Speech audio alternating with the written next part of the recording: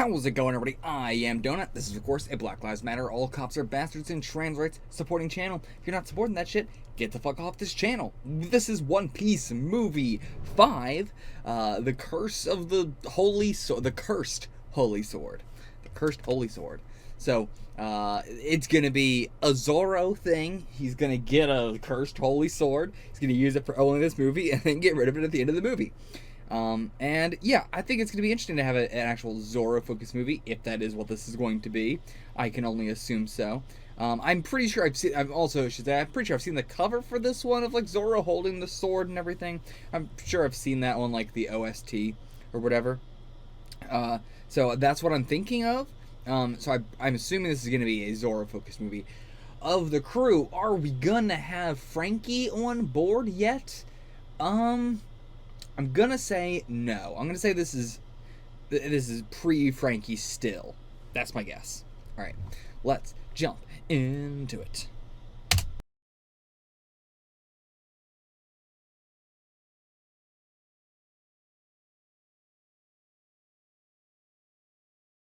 So, this movie, where do we even begin? I mean, we're running into this continuous problem of these movies are really good at the beginning, really bad in the last act. Really, every one of these movies flops in the last act super duper hard. But to be fair, honestly, a lot of the older written ones do too.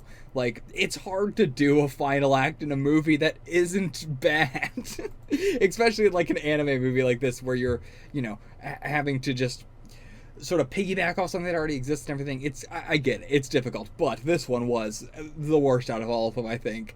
Especially with the fact that the quality just, like, the movie is really good quality, more or less, for the first, like, half, and then they just very clearly didn't finish a lot of shots and didn't touch them back up with the DVD or anything. Just really horrendous, like, pixelated and low frame rate and barely any animation, and yeah, yikes. This movie, out of all of them, feels the most like it could just be an arc of One Piece, except for, like, the villain feels like the least One Piece villain ever. Like, all the other movies have had way more of a normal arc villain than this does. Like, One Piece has never really done the, like, it's a villain, but they're not really a villain, they're just being possessed, or like, oh, but they're actually a good guy, and oh, at the end of the arc we're going to win them back over. One Piece doesn't do that. The villains are villains, they're bad guys, they're evil.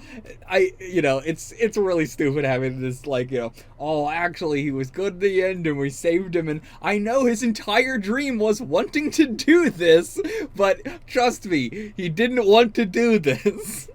I don't understand. The entire point of why he's a good guy just doesn't make any sense when his whole dream is, I want that sword.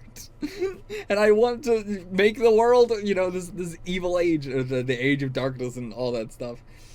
A really nice design. All the villains so far in these movies have had really nice designs, but yeah. What was up with Marines? What was up with Marines? That was not explained at all. I can only assume that maybe, I guess, okay. What is this? Saga was on Gaspade's, or maybe, he was on Gaspade's, not his pirate crew, but on his, like, Marine squadron or whatever. And then all of these people were on, like, Gaspade's Marine squadron. And then when Gaspade left the Marines, half of them went with him, and then half of them just came to this random island. But then also, that doesn't make sense, because they would have had to have come with Saga, and it was like the timeline is clearly like Saga is in Zoro's village, then Zoro leaves, then Zoro becomes a bounty hunter. Saga at some point just becomes a guy with a sword that fights pirates. It doesn't really seem like he's a bounty hunter, just a guy with a sword that fights pirates. And then he just coincidentally runs into Zoro in some town. At some point after that, then he comes to this island, is planned to marry Maya and all that. And then, like, how long was he there? Because he's not that, like, it seems like he came to this island, met her, and was planning to marry her in, like, very, very short amount of time. And then also, after that, like, Then the pirates come and attack the island. He gets the sword. Then the Marines come. But why do the Marines then come? You know, and like the Marines at the beginning, by the way, of both these movies. What is the point of them? Again, if we're like, okay, so the point of them in the first movie not having a point was that their point was going to be in this movie, but that's not even true. The Marines that are chasing them in the beginning have absolutely no purpose. Really, completely no purpose. Why? Why are they in both movies? I do not understand it.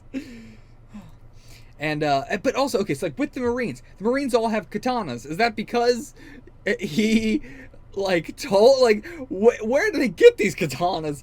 Did he leave the island? There's so many questions I have. Did Sokka get possessed by the sword, then leave the island, get a bunch of katanas, get a bunch of Marines, and come back? Or did he tell a bunch of Marines to come to the island and bring katanas? It's also like I don't know. It's so the Marines are so weird. What is the why did it have to be Marines in any way? It feels like this movie would have made a lot more sense if they were just not Marines. Oh. And again, Zoro doing all of this just is so unbelievably, incredibly forced. I really thought there was going to be something else there, but no, he just attacked a bunch of innocent people for somebody saying, these balls are haunting me. Zoro, my buddy, these balls are haunting me. Can you go attack a bunch of innocent people? Well, sure, my buddy. And yeah, what was his name? Toma or something? Like, absolutely no character arc. It's we're going to imply there's a character arc, and then at the end, he's going to smile, and that means that the character arc happened. We don't have to show it. We just had to imply that it did happen, and then you'll go, I guess it happened. And yeah, none of the fights were good. Like, there was some good team-ups that I liked, but yeah, it's all just the classic movie thing of the fight is going to be one move. Other than the main fight, which is going to drag and drag and drag and drag.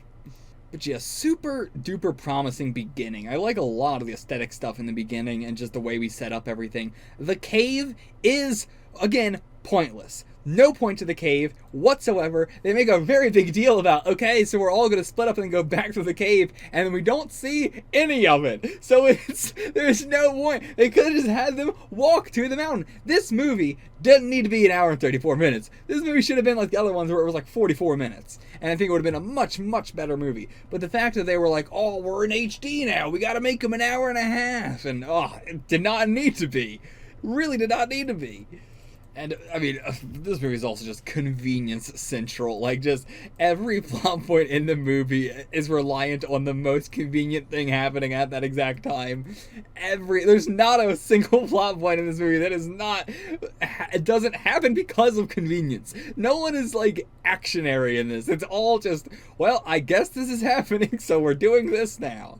Yeah, and, yeah, like, the whole mystery was just very disappointing. I really thought it was going to be something cooler. But I am glad that we got flashbacks with the Zoro stuff. I really thought we were just going to be told that, so thank God we actually got flashbacks with it. But yeah, nothing else I gotta say. That's it. See you guys for the next one. Till then, get the fuck out of here.